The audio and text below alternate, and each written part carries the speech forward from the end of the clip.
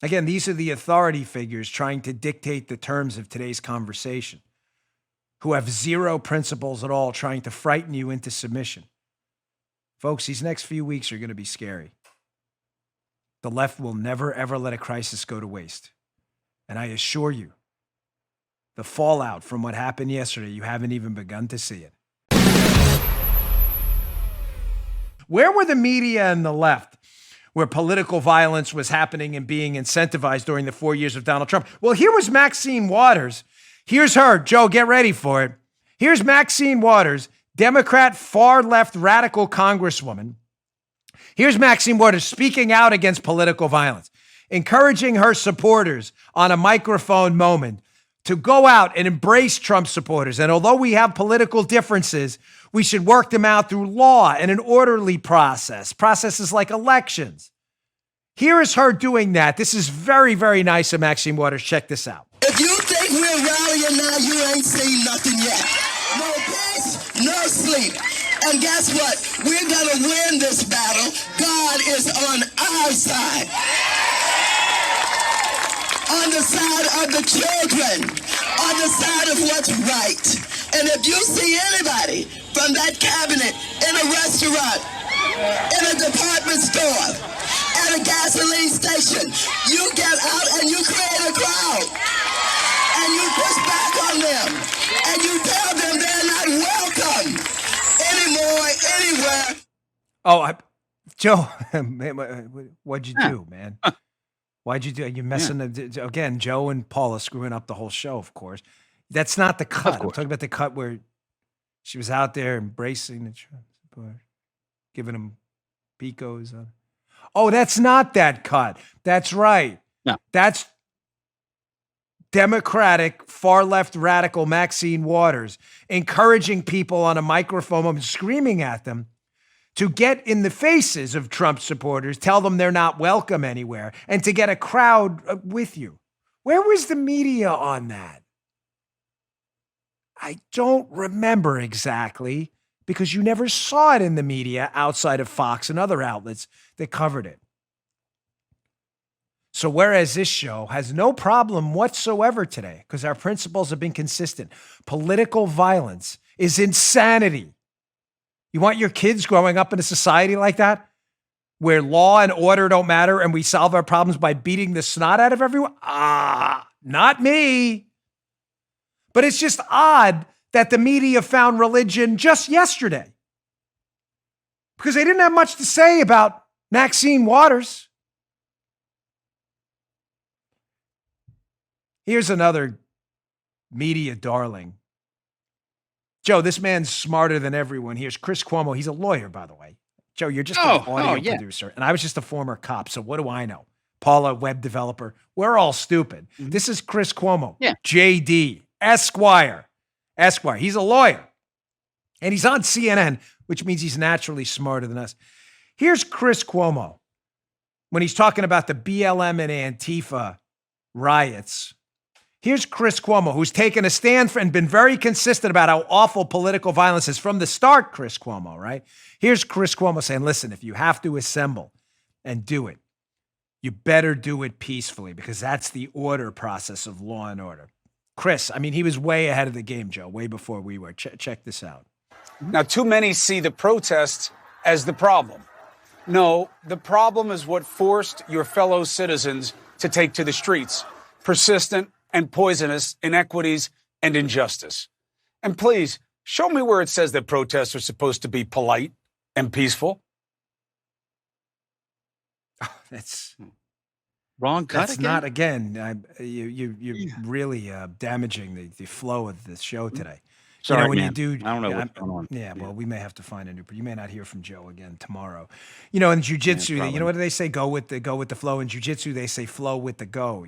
It's a way to not to kind of soft roll in jiu-jitsu. So Joe is not clearly going with the flow today on the show. Of course, I'm kidding. Joe's a great producer, and that is the cut I sent him. That's Chris Cuomo, who is confused about the Constitution, which I was kind enough to take a screenshot of him on my Constitution app and do the worst highlight ever. Did I give that to you, Paul?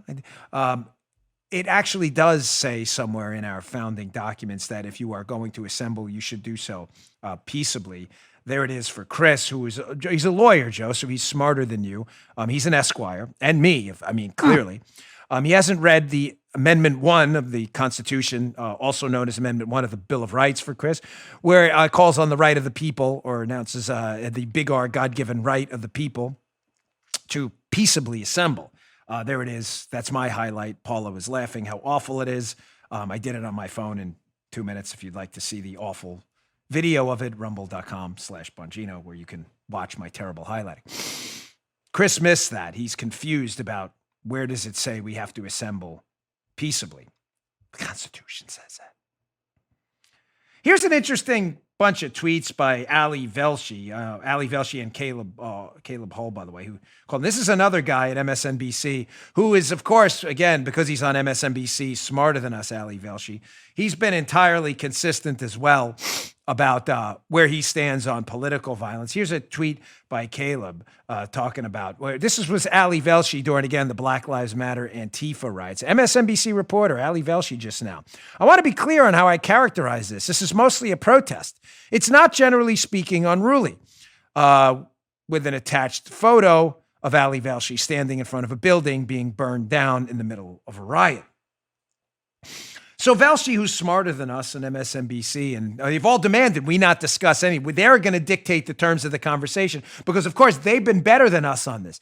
Here's Ali Velshi now about the events of yesterday. Trump incites mob is the headline. This is his actual Twitter account. Is the headline of the morning's New York Times. Any journalist who sugarcoats their language, who normalizes what has happened today, isn't doing their job. Our job is to bear witness and tell the truth. Trump is attempting a coup and inciting violence. Of course, none of that actually happened. But this is the same Ali Velshi who is literally standing in front of a burning, I hate the word literally, a burning building in the middle of a riot, saying this isn't generally unruly. And these people are going to dictate the terms of the principled conversations. No, our conversations have been principled. We have been entirely consistent because I believe in big R, God-given rights for everyone. And if you really believe in big R, God-given, really believe in that, and you think attacking another human being or committing a crime in advance of your cause is going to benefit you and your cause, that's no. Of course, Ali, Chris, and Maxine Waters haven't been consistent on that. Maxine Waters actually called for aggressive political action against your opponents. Quote, get in their face. Tell them they're not welcome. There's more? Of course, there's always more. Because again, the media and liberal hypocrisy on this is stunning.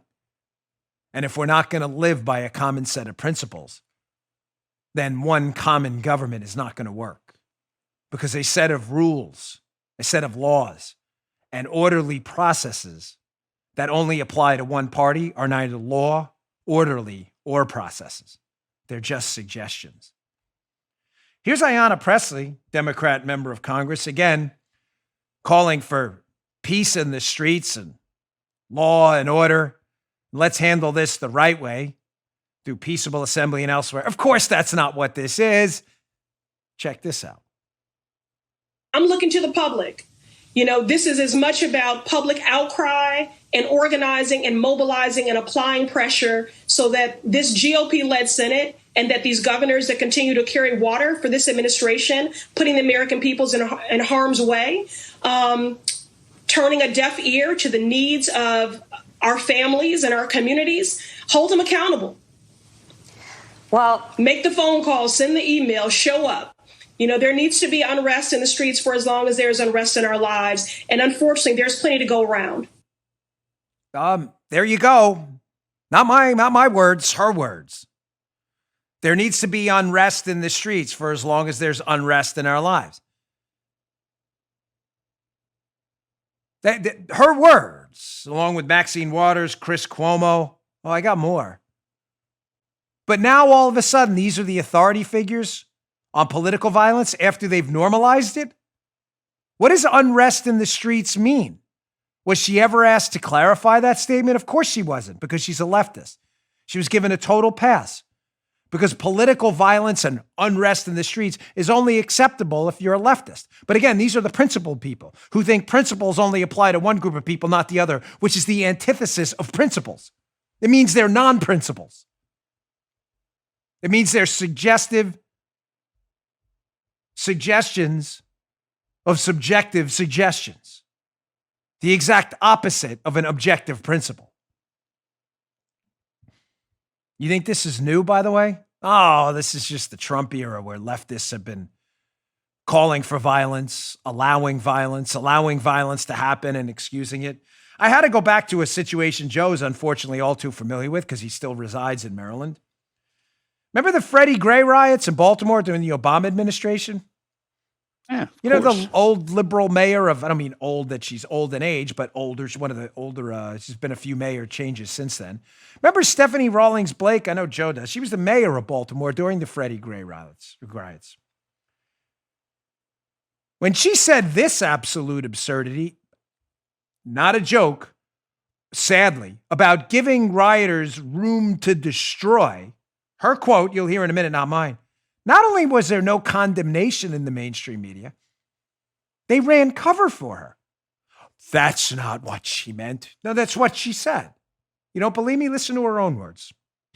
It's a very delicate balancing act because while we tried to make sure that they were protected from the cars and the other things that were going on, we also gave those who wished to destroy space to do that as well.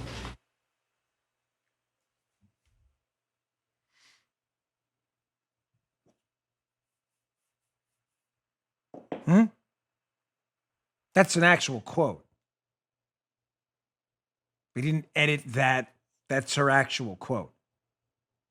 We wanted to give those in the Freddie Gray riots in Baltimore room to destroy. You got to provide space for them too.